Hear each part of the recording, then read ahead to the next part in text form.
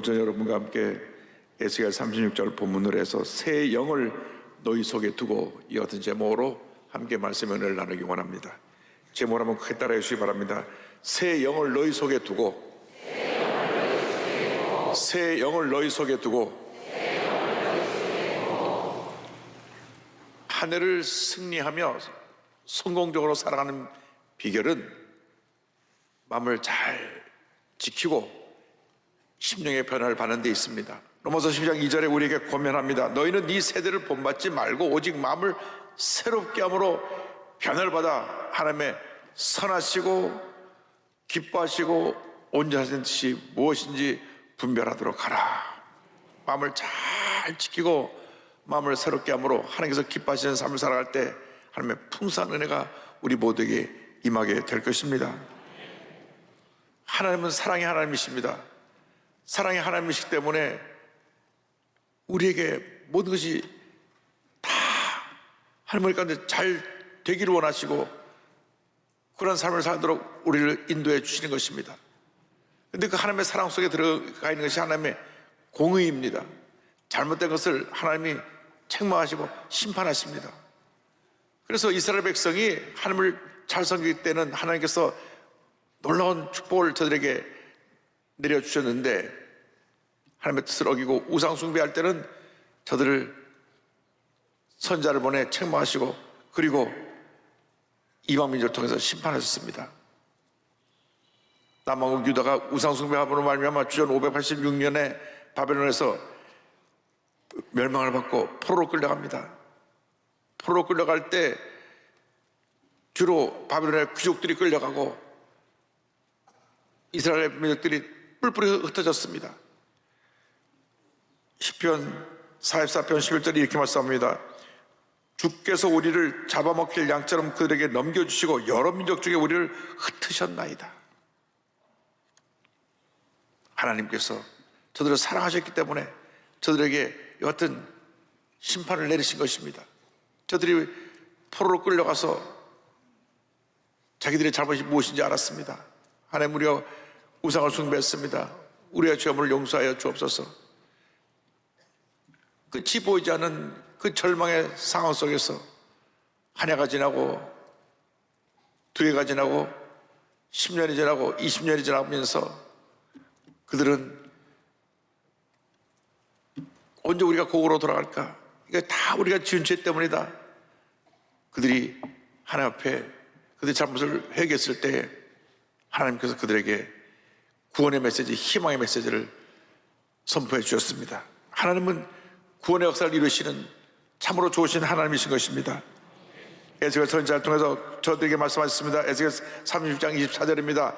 내가 너희를 여러 나라 가운데서 인도하여 내고 여러 민족 가운데서 모아 데리고 고국 땅에 들어가서 하나님이 바벨론을 비롯한 각 나라에 흩어져 있던 저들을 다시 고국으로 돌아오게 하신다고 말씀하셨습니다. 에스겔 30장 12절입니다.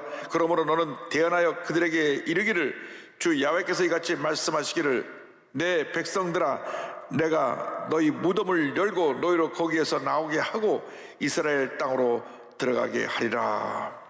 그들의 상황이 얼마나 절망적인 상황이었는지 마치 무덤 속에 갇힌 것 같은 그러한 상황이었기 때문에 하나님 말씀하시기를 너희 무덤을 열고 너희들을 그곳에서 건져내어 고국 땅으로 돌아가게 할 것이라고 말씀했습니다. 저들이 하나님 앞에 잘못을 깨닫고 회개할 때 저들을 그걸 절망에서 건져주신 것입니다. 우리가 어떤 잘못을 하고 우리가 어떤 문제 속에 빠졌다고 할지라도 하나님 앞에 회개하고 돌아나올 때 하나님이 우리를 절망에서 건져주시고 우리의 문제를 해결해 주시고 놀라운 은혜로 우리에게 넘치게 부어주시는 것입니다. 하나님의 백성은 하나님의 앞에서 언제나 하나님 기뻐하시는 모습으로 살아가기 위해서 최선을 다해야 되는 것입니다. 하나님은 하나님 백성이 회개하고 돌아나오기만을 간절히 기다리고 계십니다. 이사야 1장 18절입니다. 야훼께서 말씀하시되 오라 우리가 서로 변론하자. 너희 죄가 주홍 같을지라도 눈과 같이 희어질 것이요 진홍같이 붉을지라도 양들같이 희게 되리라. 지금 우리가 이렇게 힘들고 어려운 시간을 보내고 있으면서 먼저 우리 자신을 돌아보고 회개해야 됩니다. 하나님 아버지, 우리 대한민국이 이렇게 어둠과 혼란에 빠진 것은 우리 예수 믿는 우리 천여 명만 크리스찬들이 하나님 뜻대로 살지 못해서 그렇습니다. 하나님, 저들을 용서하여 주옵소서.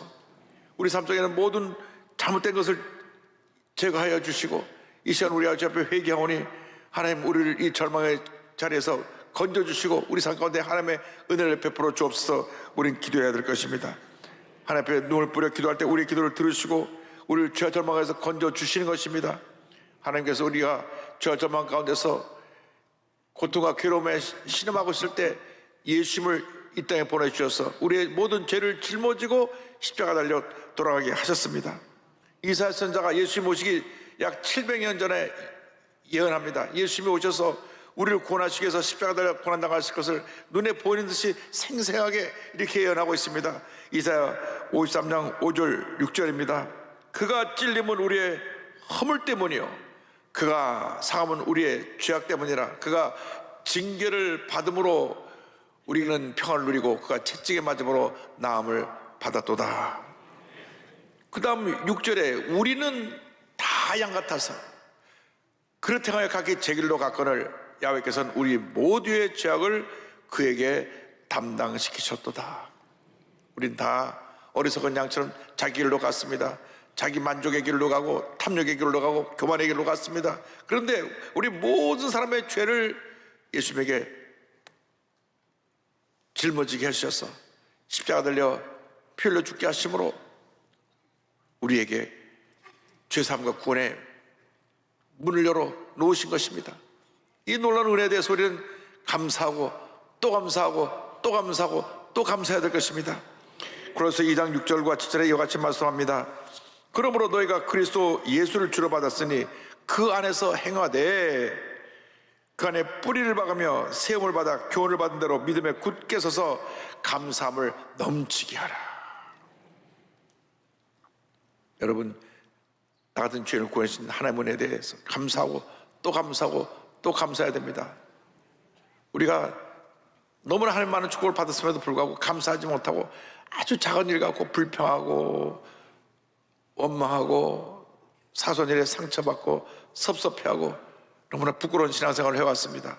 이 절매의 과정을 통과하는 가운데 우리를 모든 죄어머니에서 정결케 만들어주시고 새롭게 만들어 주시는 것입니다. 하나님, 우리를 정결케 하시는 하나님이십니다. 에스겔 36장 25절을 말씀합니다. 맑은 물을 너에게 뿌려서 너희로 정결하게 하되 곧 너희 모든 더러운 곳에서와 모든 우상 숭배에서 너희를 정결하게 할 것이며. 하나님께서 유다 백성을 구원하실 때 모든 더러운 것에서 정결케 하신다 그랬습니다.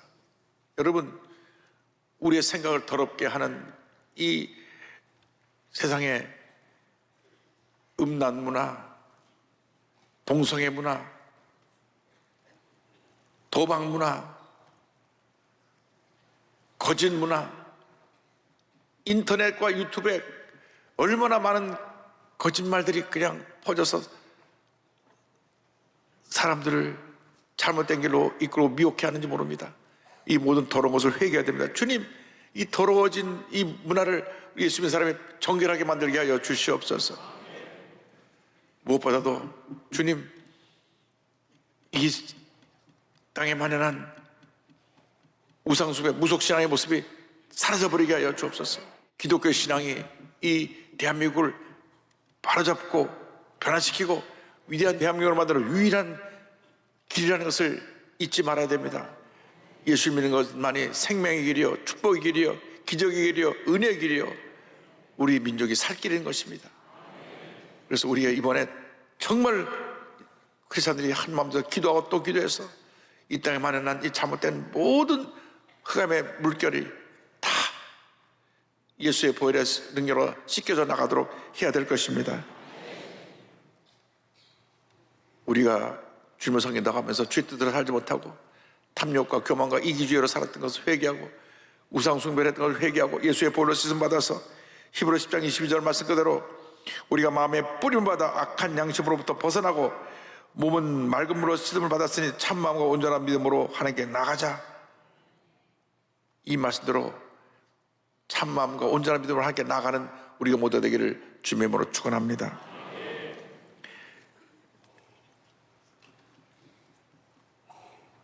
저들이 유다 백성들이 바벨론의 포로로 끌려갔을 때 그들이 결심하고 또 결심하고 또 결심한 것이 있습니다. 우리가 조상 때대로 우상을 섬겨서 미신에 빠져서 이와 같은 고난을 겪게 되었으니 이제 다시는 우상 숭배하지 말자. 나라가 망하고 포로로 끌려오고 노예생활을 하면서 우리의 모든 걸 다 잃었는데 이제는 더 이상 잃을 것도 없고 완전히 절망에 처해진 우리가 더 이상 우상숭배를 통해서 이와 같은 하나님의 심판에 고난을 겪지 않도록 하자. 그들이 진심으로 뉘우쳤습니다. 에스겔 30장 23절을 설명합니다. 그들이 그 우상들과 가증한 물건과 그 모든 죄악으로 더 이상 자신들을 더럽히지 아니하리라. 내가 그들을 그 범죄한 모든 처소에서 구원하여 정결하게 한즉 그들은 내 백성이 되고 나는 그들의 하나님이 되리라. 실제로 이스라엘 백성들이 바벨론 포로로 돌아온 이후에는 이렇게 우상 숭배하면서 미신에 빠진 기록이 없습니다. 말씀 중심으로 저들이 돌아가서 하나님 말씀의 권위를 강조하고 말씀에 빠져서 말씀대로 살기를 원하고 율법을 지켜 행하기를 원했기 때문에 나중에 이것이 너무 지나쳐서 율법주의로 빠지긴 했지만 우상 숭배는 안 빠졌습니다. 철저히 그들이 하나님 말씀으로 돌아오기 힘써서 말씀 중심의 삶으로 돌아왔는데 우리가 오늘 이 시간에 하나님 앞에서 우리의 우상의 모습을 제거해야 되는 것입니다. 하나님보다 물질을 더 사랑했으면 물질이 우상인 것입니다. 세상 권력을 더 사랑했으면 세상 권력이 우상인 것입니다. 그래서 우리 삶 속에 있는 우상들이 우리 마음속에서 제거되면 하나님의 큰 복이 임하게 되는 것입니다. 우리 마음의 교만의 우상을 제거할 수 있게 되길 바랍니다. 탐욕의 우상을 제거할 수 있게 되길 바랍니다. 우리 삶 속에 모든 우상을 제거해 버리면 하나님의 복이 임합니다. 우상이란 무엇이냐? 하나님보다 더 사랑하는 것이 우상입니다. 하나님 우리 삶 속에 하나님보다 더 사랑하는 것이 있으면 철저히 회개하고 이번에 다 내려놓게 하시고 하나님 은혜 가운데 하나님의 원에서 쓰임받는 우리 모두가 되게 하여 주시옵소서. 기도할 때 하나님께서 우리 모두에게 큰 복을 줄 줄로 믿습니다. 우리가 우리 자신을 정결하게 하면 하나님께서 우리에게 새 영과 새 마음을 부어주시는 것입니다. 여러분, 우린 이미 예수를 믿을 때 하나님의 영이신 성령이 우리 마음 가운데 와 있습니다. 그런데 성령님은 인격자가 되셔서 우리가 성령님께 우리 자신을 내가 맡길 때 역사하시지 성령님께서 내 의지 주관을 무시하고 마음대로 나를 컨트롤하지 않으십니다. 성령님은 인격자입니다. 그래서 성령님을 환영하고 인정하고 모셔드려서 성령님 내게 말씀하여 주옵소서. 내가 성령의 음성을 또 따르기를 원합니다 하고 내 자신을 성령님께 맡겨드릴 때 성령께서 우리 삶 속에 놀라운 은혜를 베풀어 주시는 것입니다. 근데 성령께서 오셔서 우리에게 제일 먼저 하시는 일이 뭐냐? 우리에게 새 마음을 주시는 것입니다. 또 새 영을 너희 속에 두고 새 마음을 너희에게 주되 너희 육신에서 굳은 마음을 제거하고 부드러운 마음을 줄 것이며 또 내 영을 너희 속에 두어 너희로 내 규례를 행하게 하리니 너희가 내 규례를 지켜 행할지라. 성령이 임하면 우리 굳어진 마음을 제거하고 부드러운 마음으로 변화시켜 주신다고 말씀합니다. 에스겔 11장 19절입니다. 내가 그들에게 한 마음을 주고 그 속에 새 영을 주며 그 몸에서 돌 같은 마음을 제거하고 살처럼 부드러운 마음을 주어. 우리가 복 받은 생을 살려면 이 돌처럼 굳어진 마음을 깨뜨려야 되는 것입니다. 마음이 굳어진 사람들은 누가 뭐라 해도 그 말을 듣지 않습니다. 자기 주장이 강하고 그래서 늘 사람들과 부딪히고 충돌합니다. 우리가 은혜를 받으려면 이 돌 같은 마음이 깨어져야 되는 것입니다.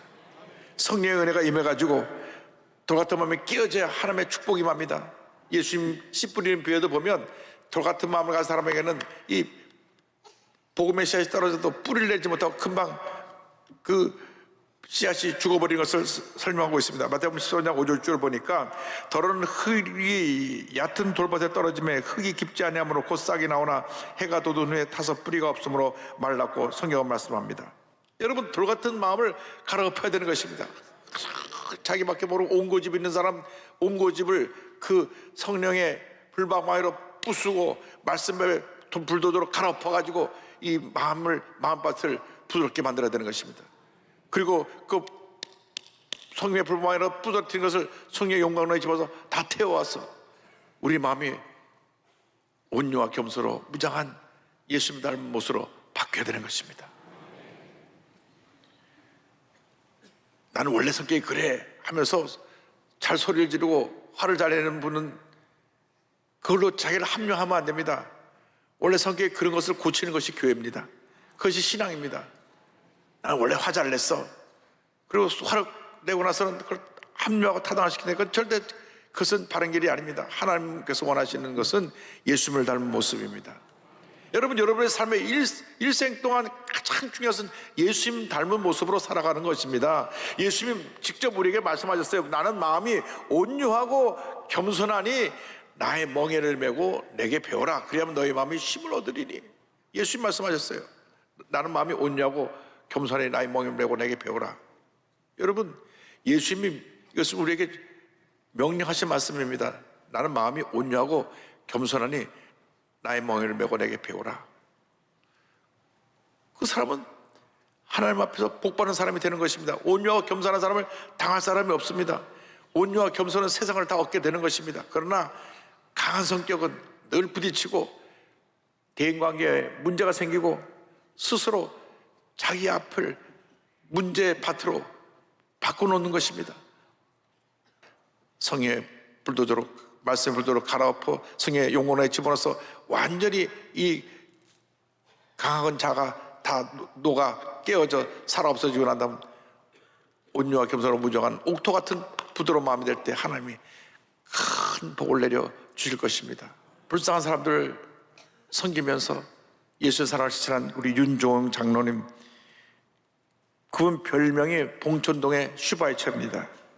평생 가난하고 소외된 이웃을 사랑으로 섬긴 우리 윤종은 장로님, 의과대학 시험을 보는데 시험 답안지에 시험 답가는 엉뚱하게 이런 답을 써서 교수들을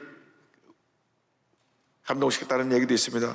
노폐물로 가득한 정맥 같은 삶을 버리고 의사가 되어 동맥 같은 삶을 살고 싶다, 이렇게 써놨는데, 그가 의사가 되고 난 다음 1971년 경찰병에서 수련회 생활을 시작으로 나간도, 외도, 간월도, 네파스도, 창고도 등 서해안 일대 낙도들을 돌면서 의료봉사를 합니다. 그것은 그 섬에는 병원도 없고 의사도 없습니다. 그러니까 자기가 그것을 다 이리 찾아다니면서 한 섬에 보통 10년 이상씩 다니면서, 외도라고 하는 섬은 30년 넘게 그곳에 가서 진료를 했습니다.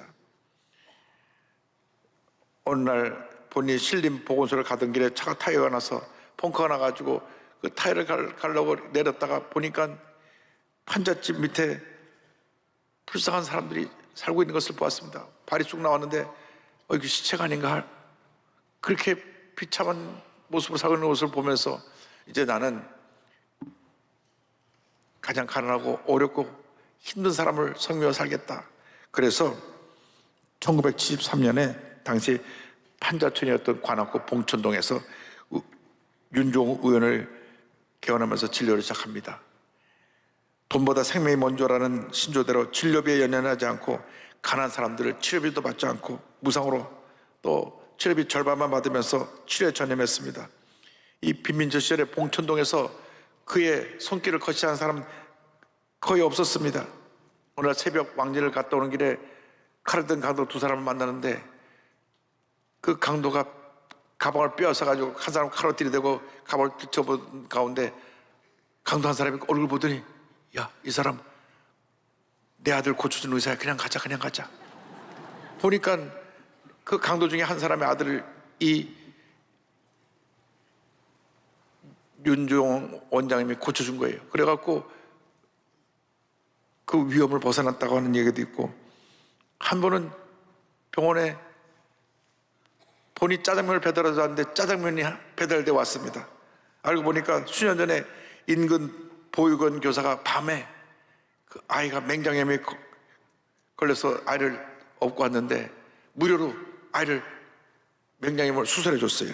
그랬더니 이 아이가 보육원을 나와가지고 중국집 배달원으로 취직을 해갖고 첫 번째 월급 받아갖고 자기 맹장염을 공짜로 고쳐준 선생님 너무 고마워서 짜장면을 그 자기 돈으로 사갖고 배달 온 거예요. 드리겠다고. 참 그걸 보면 이분이 얼마나 사랑으로 환자를 한 사람 한 사람 섬기는지. 이 또 보육원에서 고아로 자란 이 소년도 자기가 맹장염으로 죽을 뻔한 걸 의사님이 고쳐줬는데 짜장면집에 배달원으로 취직을 해서 첫 월급 타자마자 짜장면 들고 쫓아와서 선생님을 대접해드렸다고 하는 얘기를 들으면서 참 이 세상에 이런 분들 때문에 아름다워지는구나 하는 그런 생각을 했습니다.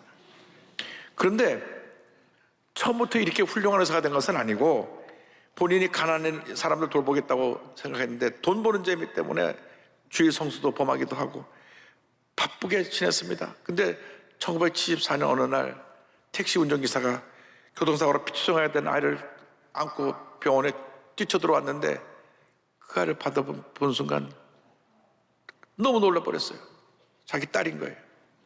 딸이 교통사고로 피투성해서 흘러들어왔는데 이미 중상으로 피를 많이 흘리고 와서 손도 제대로 써보지 못하고 자기 품에서 죽어버렸습니다. 자기 딸이 자기 품에 죽어가는 모습을 보면서 통곡하면서 모든 의욕을 상실했습니다. 아니 내가 의사인데 내 딸도 고치지 못하고 내 딸이 내 품에서 피를 흘리며 죽는 것을 보니까 좌절감이 생겨나고 그래서 병원도 문 닫고 그냥 넋이 빠져서 하루하루 지나고 있는데 그 다음에 봄에 딸아이 무덤을 다녀오는 길에 한 할머니가 펄펄 열이 나는 소녀 안고 막 울고 있는 모습을 봐가지고 지나칠 수 없어서 그 아이를 업고 따라오라고 그래서 자기 선배가 운영하는 병원에 가서 이 아이가 지금 열이 나서 위독하니까 치료해달라고 얘기를 합니다. 그래서 그 선배가 그 아이를 잘 치료해 줬어요. 치료비 내가 부담할 테니까 잘 치료해달라고. 나중에 이 아이가 건강해져서 찾아왔습니다. 자기 치료비도 내주고 건강해져서 찾아왔는데 보니까 치료받으면서 보니까 이분도 의사 선생님을 알게 됐어요. 왜냐하면 선배님 뭐 후배 이렇게 얘기하면서 하다 보니까 그러니까 그 아이가 묻습니다. 아저씨도 의사야? 그런데 의사 옷을 안 입어? 청진기도 귀에 안 되네. 이 말이 주님이 자기에게 들려주신 음성처럼 들려왔습니다. 그 말을 들으면서 그 아이가 왜 당신 의사라면서 청진기도 하나 되지 않아? 그래서 그래? 하고 청진기를 꼽아서 그 애 심장에다 딱 된 동안에 딱 되니까 쿵닥쿵닥 뛰는데 주님이 자기를 부르시는 음성을 듣습니다. 그래서 오 하나님 작은 자를 돌보지 않고 세상을 따르던 저를 이제야 깨우십니까? 그날 다시 일어나서 비밀로 가득한 봉천동에 병원을 다시 세웁니다. 1994년부터는 관악장학회를 설립해서 학생들을 돕고 보육원 무의촌에서 진료하면서 가난한 사람들을 돌보는데 보육원을 돌보면서 치료해준 아이만 2,000명이 넘습니다. 한평생 아이들을 섬기는 삶을 사는 그 귀한 우리 이 장로님은 그 공로를 인정받아서 서울시민대상, 국민은장, 동백장, 청년봉사상 등을 시상하게 되었는데 그런 청년봉사상을 수상한 다음 이렇게 말했습니다. 내가 가진 모든 게 없어질 때까지 남을 돕겠다. 그리고 그의 모교인 고대의료원에 의학발전기금 10억을 쾌척하고 그리고 46년 동안 아이를 돌보다가 2019년 아내가 너무나 몸이 아파서 아내를 돌보기 위해서 본인도 나이가 너무 많이 들고 문을 닫으면서 이런 고백을 했습니다. 사실 그렇게 나누고 봉사한다는 게 쉽지만은 않죠. 없는 사람에게는 3분의 1도 힘든 법이에요. 그래도 내가 말하고 싶은 것은 아무리 힘들어도 일할 중 잎은 어려운 사람을 도우라는 거예요. 힘들 때 나누는 건 신체 일부를 떼어내는 고통일 수 있어요. 하지만 그래도 그렇게 해야 해요. 그래야 세상이 아름다워지는 법이거든요. 여러분, 우리의 짧은 주어진 삶 속에 정말 하나님 영혼에서 귀하게 아름답게 위대하게 쓰임받는 여러분 모두가 되기를 바랍니다.